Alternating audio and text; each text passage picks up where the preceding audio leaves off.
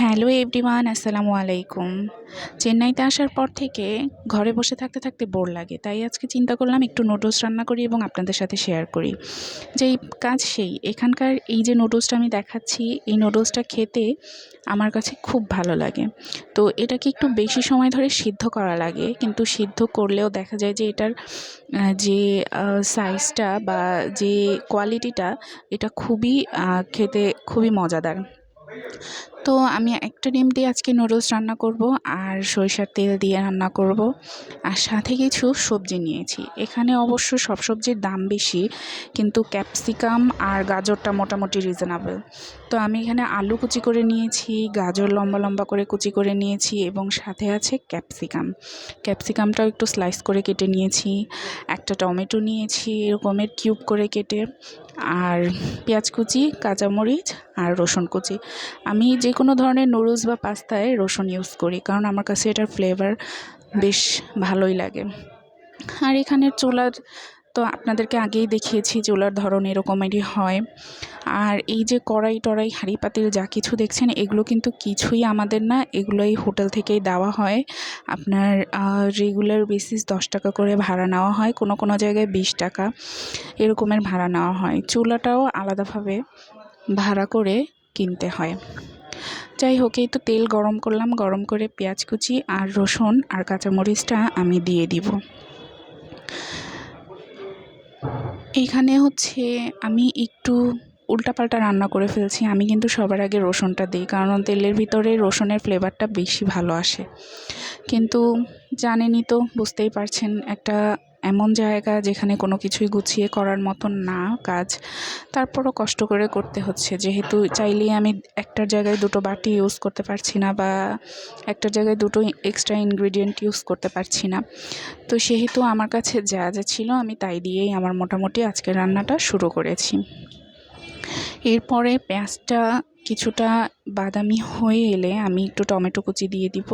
Tomato কুচিটা একটু একদম নরম করে ফেলবো, অতটা বেশি না, কারণ দেখা যাবে যে নরম করলে এটার ফ্লেভারটা, মানে যে টক ভাবটা আছে, এটা ভালোই বের হয়ে যায়। তো এটা নুডলসের সাথে খেতে ভালো লাগে। এরপরে স্বাদ মতন লবণ দিয়ে দিয়েছি, আর এখন দিয়ে দিচ্ছি গাজরটা আমি সবার আগে দিই, কারণ গাজরটা যেহেতু সিদ্ধ হতে একটু সময় লাগে। আর আমি কোনো সবজি সিদ্ধ করে নুডলসে ব্যবহার করি না, একদম কাঁচাটাই ব্যবহার করি। তো আগে গাজরটা দিয়ে গাজরটা একটু নরম করে নিব ভেজে, তারপরে হচ্ছে আমি বাকি সবজিগুলো দিব। এভাবে নেড়ে চেড়ে হালকাভাবে, এক হাতে আমি ভিডিও করছি আর এক হাতে এভাবে করে খুন্তি দিয়ে নাড়ছি। আমার কাছে রিস্ক লাগছিল, মনে হচ্ছিল যেন এখনই পাতিলটা পড়ে যাবে, বাট তারপরও করে নিলাম। এই তো নুডলসটা আর যে গাজরটা সিদ্ধ হয়ে এসেছে, এখন আমি এই পর্যায়ে আলু কুচিগুলো দিয়ে দিলাম।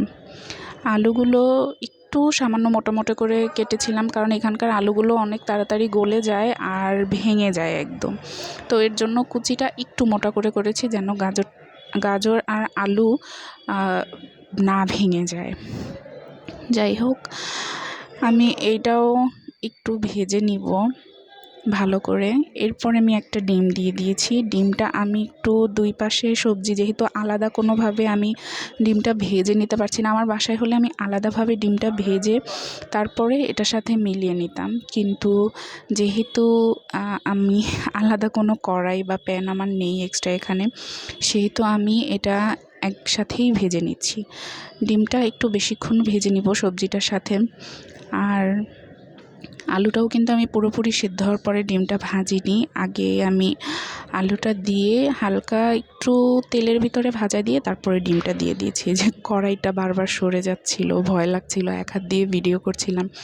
সাধারণত ভিডিও করার সময় আমার মা, শাশুড়ি মা মাঝে মধ্যে হেল্প করে, কিন্তু আজকে উনি নামাজে ছিল, এর জন্য আমি একা একাই করেছি।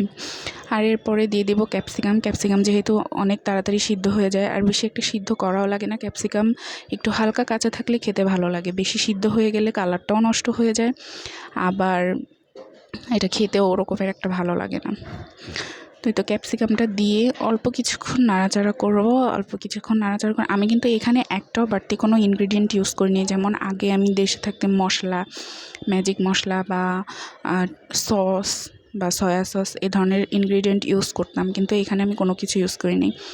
এই তো যখন আমার ক্যাপসিকামটা একটু নরম হয়ে আসবে, এই পর্যায়ে আমি আমার নুডলসগুলো দিয়ে দিচ্ছি। নুডলসগুলো এমনি খেতেই অনেক ভালো লাগে। আর পুরো প্যাকেট মানে এখানে মনে হয় 750 গ্রামের মতন ছিল, এটার দাম 45 টাকা। এর আগের বার যখন এসেছিলাম তখন 35 টাকা করে কিনেছিলাম, কিন্তু এবার এসে দেখি 10 টাকা দাম বেড়ে গিয়েছে। তো এই তো নুডলসটা আমি এখন মিলাবো, কিন্তু তাও মিলাতে পারছিলাম না, এক হাত দিয়ে ধরে ধরে মানে মনে হচ্ছিল বারবার পাতিলটা পড়ে যাবে। এই যে যাই হোক, অনেক কষ্ট করে ভিডিও করছিলাম আর নাড়াচ্ছিলাম। এই তো নুডলসটা ভালো করে মিক্সড করে নিয়েছি, ভালো করে মিশিয়ে একদম কিছুক্ষণ টানা কড়কড়া করে ভাজি করব, কারণ একটু বেশি ভাজা ভাজা হলে ভালো লাগে খেতে। তো এই তো ভাজছি, ভাজা একটা ডিম দিয়ে নুডলস রান্না করলে মোটামুটি এরকমেরই হবে। আর যেহেতু আমি কোনো কিছু ইউজ করি নেই, আমার কাছে অনেক সময় এরকমের সাদা নুডলসটা খেতেই ভালো লাগে সবজি দিয়ে। যাই হোক, এই তো সবাই ভালো থাকবেন, কেমন লাগলো ভিডিওটা জানাবেন। আল্লাহ হাফেজ। এইখানেই।